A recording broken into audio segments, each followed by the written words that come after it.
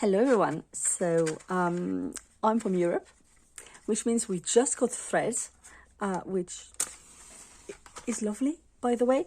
I have deserted Twitter, X now apparently, but many years ago because I did not like the whole thing. Now we've got threads, I'm having a lot of fun, and I've been following a couple of the trends from the French witchy community over there. So I thought I would bring one here because one was really fun to do. I can't remember who shared it first. I would say that was probably Steve, but it was 10 decks that define you. I think it was reduced afterwards to 5. Anyways, we're going to do the whole 10 because choosing 10 was kind of like, whoa, that's very little decks. So, 10 is good. 5 is too little. Anyways, so 10 decks that define me and my practice. And we're going to get started with this one, which is the very first deck that I ever worked with as a kid. This is the Jeu de la Main by Grimaud. It is a palmistry deck. Well, a palmistry and cartomancy because you've got both. And it's a deck, it's not this specific copy, but it's the very first deck that I got. My mom gave it to me when I was about 8 or 9. And for the longest time, it was the only deck that I owned and pretty much the only deck that I used, that I worked with. So it's very old school, it's very... It's not even vintage at this point, it's antique. It's absolutely lovely.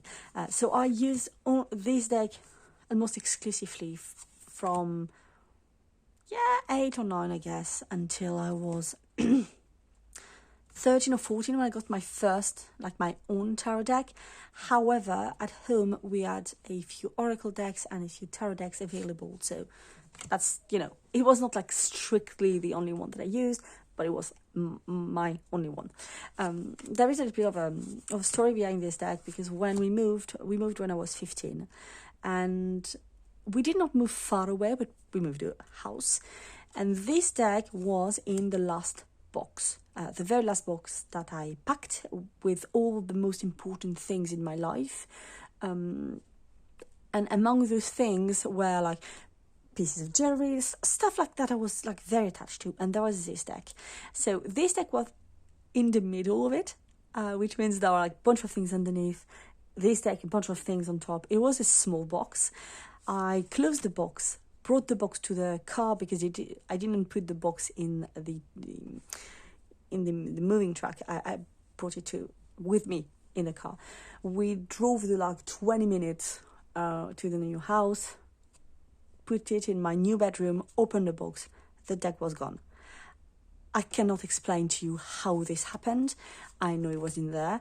It could not have gone. There was one card left behind. I do not know why. To this day, I do not know what happened. Honestly, I went everywhere. I looked in the car. We went back to the house to clean up and stuff. So I went to the house. No, it was nowhere to be found. There was the bag. I kept it in because the box was ruined. So it was the bag, one card in the bag, and the rest of the deck disappeared. To this day, it's like a huge mystery. I have no idea where it is. So anyways, that's the Jeu de la Main by Grimaud. It's the very first deck. I still love it. When I need when I need a reliable deck, a deck that I know I can read whatever the context, a deck that is not going to bullshit me or anything, I go to this one because it's such an emotional deck for me in that it's a deck I've had in my life for the past 25 years or something, so it's huge. So the Jeu de la Main. The second one is a deck that I adore as well. It is Le Tarot by Laura Tuan. Technically, it's the Milanese Tarot cards by Dotti. This is the deck that has been used in this, and the Dotti Tarot is lovely. So it comes in this box, and it is this big set of huge cards. They're not laminated, so they're just cardboard, but they're absolutely wonderful. and I love them so much. When I was 13 or 14, my mom gifted me a tarot deck. It was just a plain Tarot de Marseille. And again, I used it until I was about 18, I think, when I started, I bought a couple decks for myself, and then I started collecting.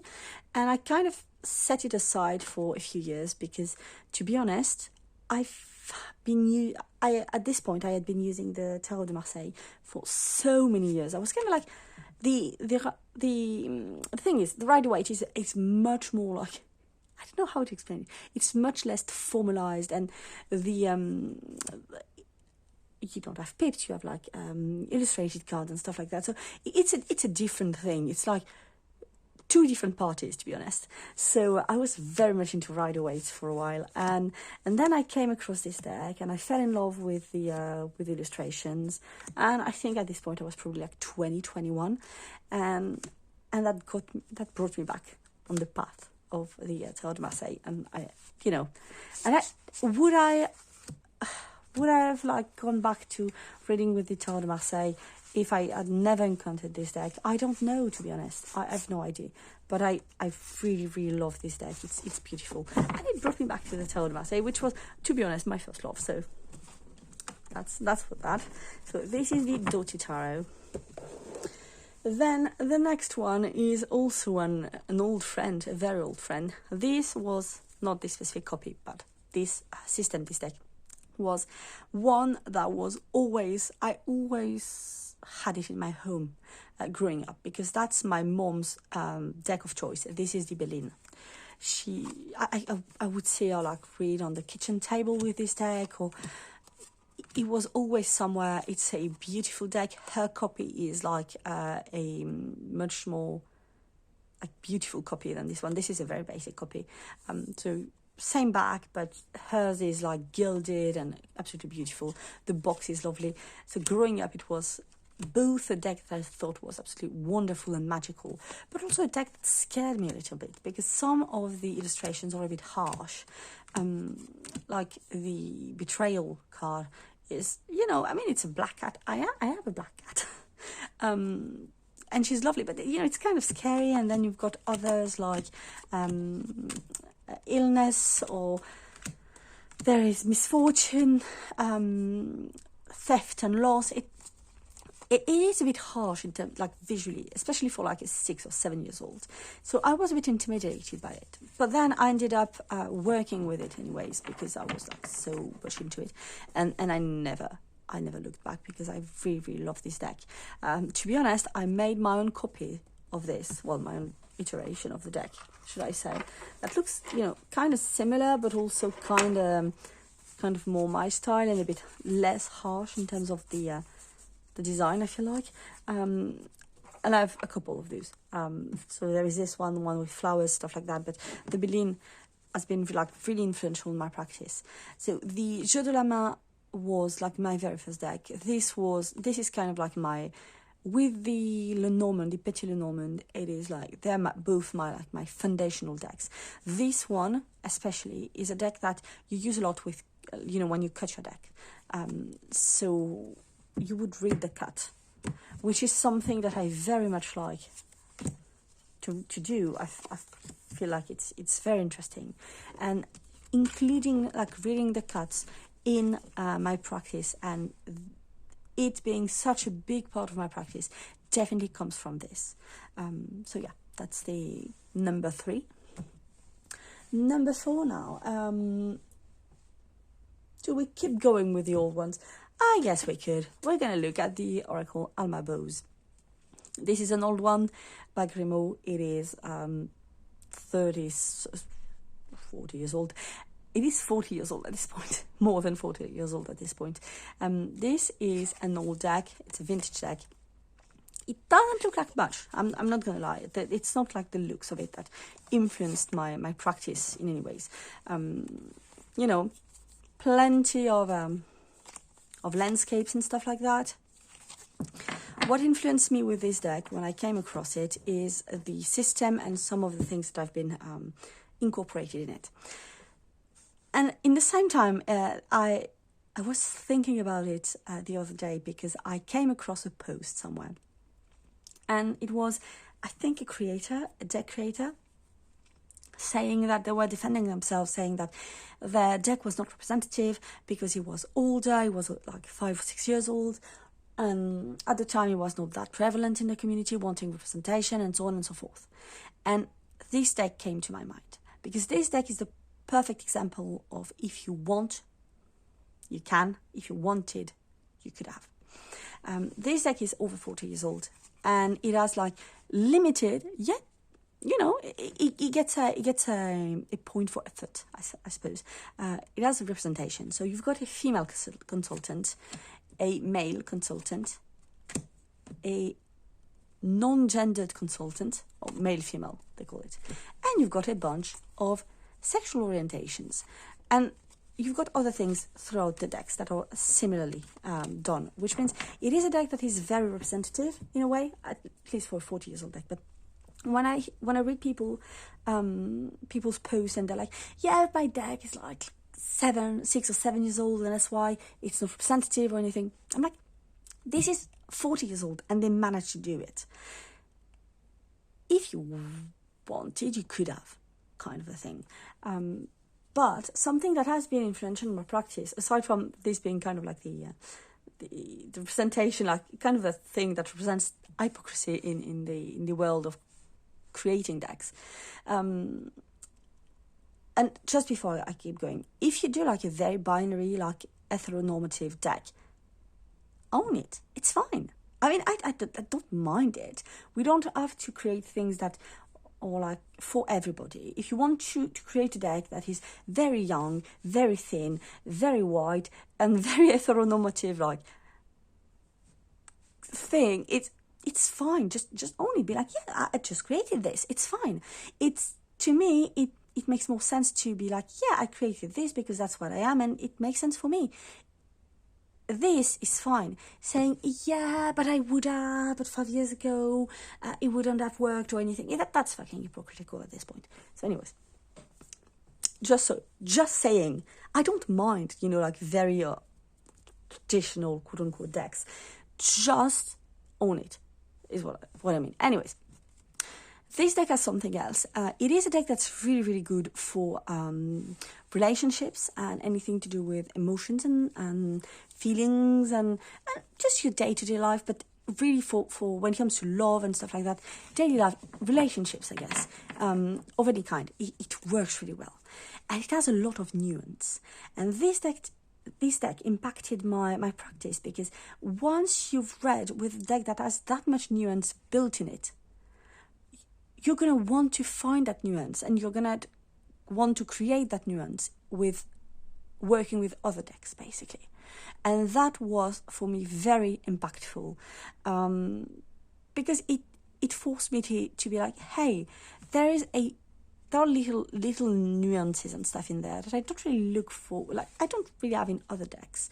And maybe I should thrive to read in a more nuanced way, or to look for a more nuanced approach to the symbolism of other decks. So this deck is lovely for that. And it's nice-ish. I mean, they made an effort with the presentation. To be honest, there is no, like, in terms of the skin color or anything else, this is the human representation within the deck, and you've got another, and that. That's about it. That's the only humans you're going to find in that deck. Even like, I'm not sure.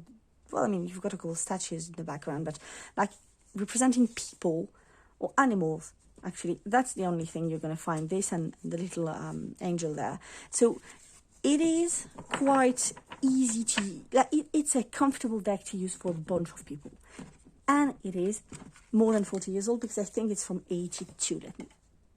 Yep, it's from 82, so it's almost 42. So this deck was influential in that regard, because it brought nuance in my my perspective on the cards. Another deck that I've really, really loved is this one. This is the Thoth Tarot, a classic, because we're doing like the classics first, I guess. This deck I really love. And I got it later on, kind of, in my path, because I think I was probably at 25 when I got it. And when I bought it, I I got the cards and I started reading with them. I shuffled them and I started reading. And that is quite something, because there are quite a few decks that I've had this experience with, but this one was very different. It was different because at this time I would read mostly using spreads. So kind of like in a structured way. And I would, probably do a free reading, like freestyle reading with a couple cards, but that would be about it. And obviously, I would do that with Norman, but it's a bit of a different thing. But with the tarot, I would use spreads. This deck was the first one that I was like, I got the cards, shuffled them, and started reading like that.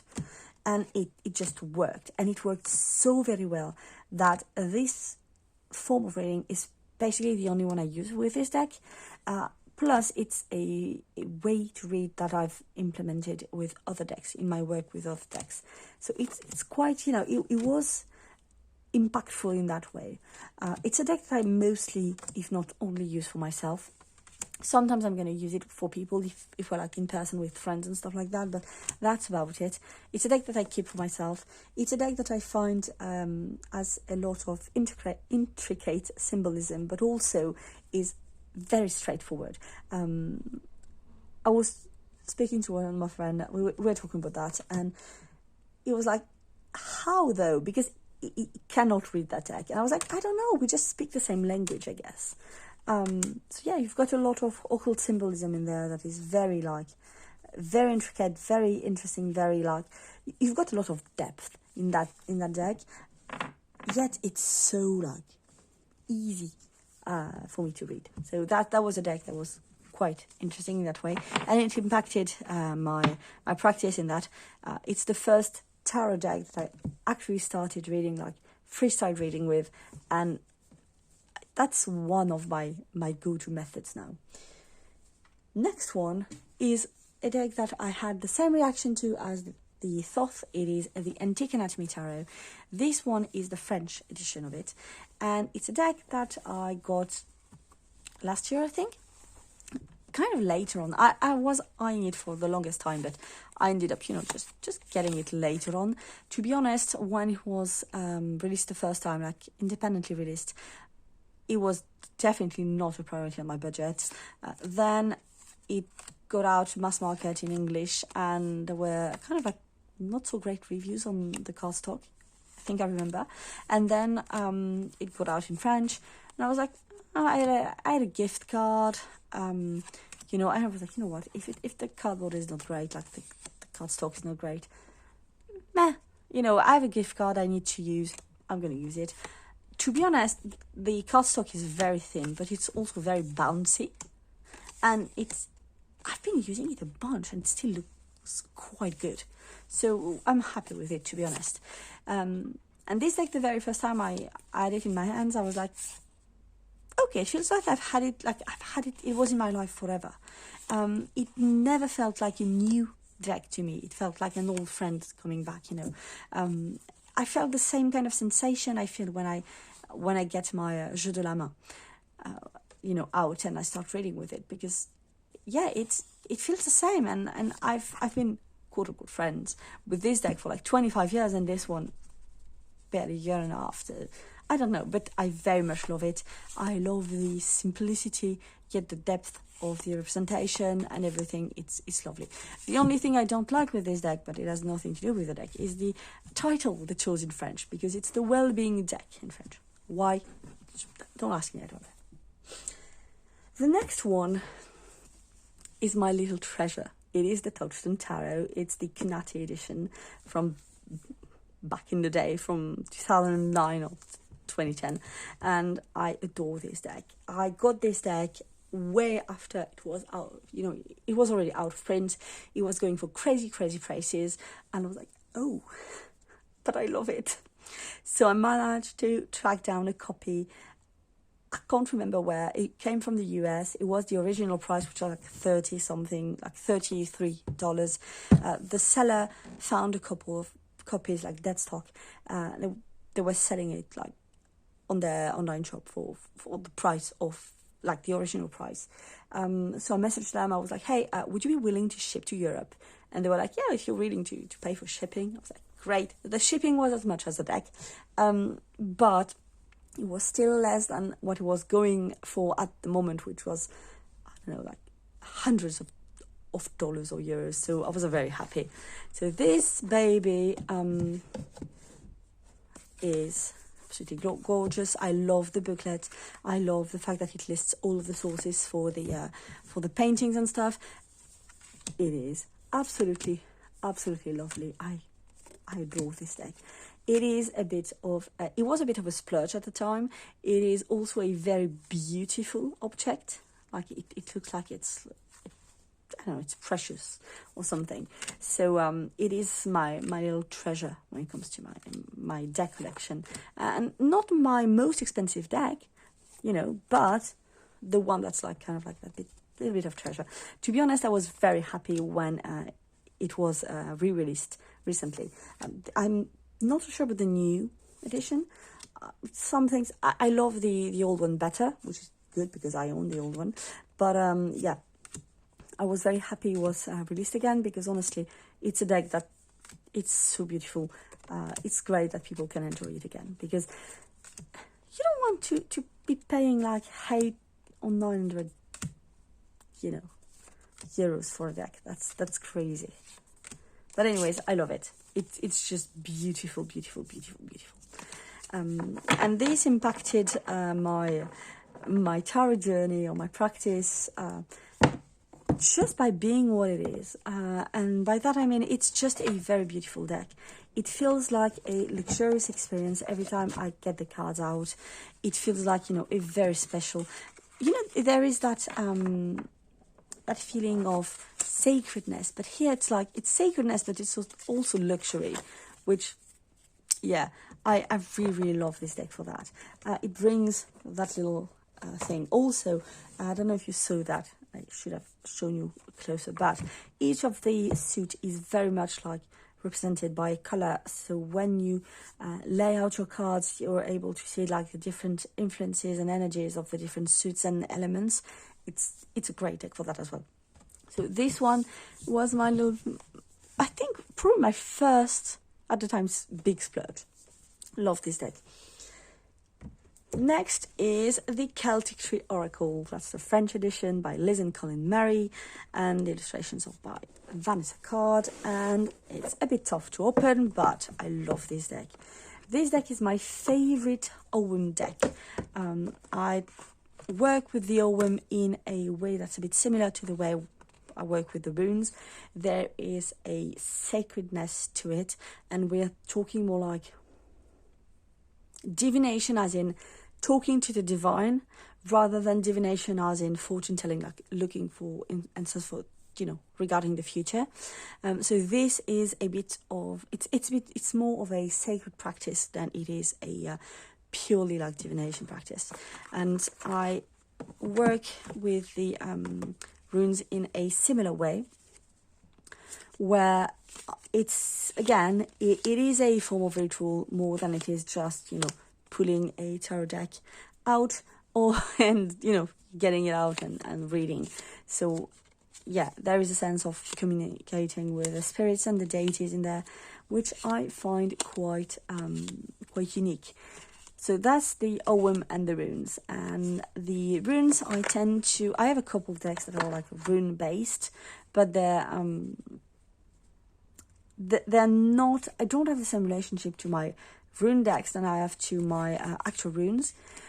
I don't have an actual set of Ogham staves. So basically, I have the relationship with the Ogham cards that I have with the rune stones, to make it quite, you know, kind of like easy and digestible. And I really love this deck. It's my favorite, and it is both a divinatory practice, so it has a big impact in that way, because it's a different perspective than I would have working with the Belline, for instance.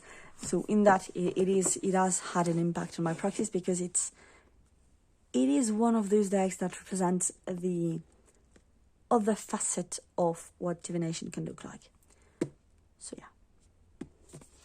The next one I have a similar relationship to, and it is the Druid Plant Oracle by Philip and Stephanie Carr-Gomm and Will Worthington. I love this deck. It is just... I love this deck. I don't use it for divination. I use it exclusively in my witchy practice, or in my folk practices. I love it. The book is nicely put together, and the card that gets stuck every time and it annoys me to no ends, but what do you have? Okay, anyways, and the cards are absolutely beautiful. Oh, I don't know how this happened, but yeah, not the best cardstock in the world. I don't mind. I don't mind because, you know, it's just beautiful.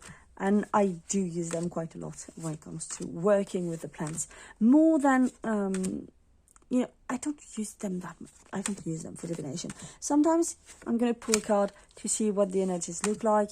That's about it. I have not used the 4-3, you know, blank cards. Maybe I will at some point. But it is gorgeous. I love this. Again, not the best quality in terms of the cardboard and everything.